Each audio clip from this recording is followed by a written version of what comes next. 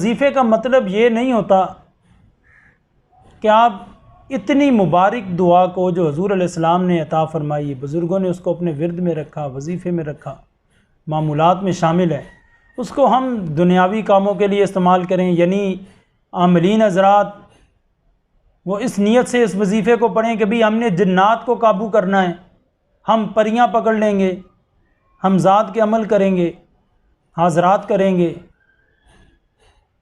खुदारा ऐसी सोच से बचे रहें।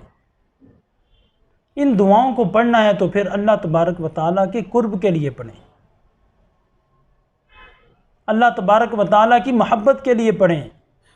बारगाह रिसालत माब सल्लल्लाहु अलैहि वसल्लम में हजूरी के लिए पढ़ा जाए। जब आपकी बारगाह मुस्तफ़ा में हजूरी हो गई, हजूर की मोहब्बत नसीब हो गई, अल्लाह का कुर्ब नसीब हो गया, आपके रूहानी लताइफ जारी हो गए, आपका बातिन रोशन हो गया, आपका कल्ब जारी हो गया,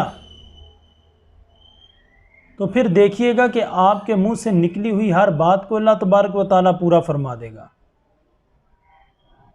फिर वो ज़रूरत नहीं पड़ती कि आपने किसको किस तरह दम करना है, जादू वाले को क्या करना है, जन्नात वाले को क्या करना है। जिसको आप दम करेंगे अल्लाह तबारक व तआला शिफा अता फरमा देता है। आमलीन हज़रात ने इसको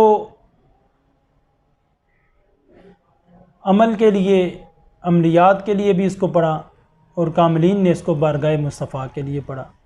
ये अपनी अपनी सोच है।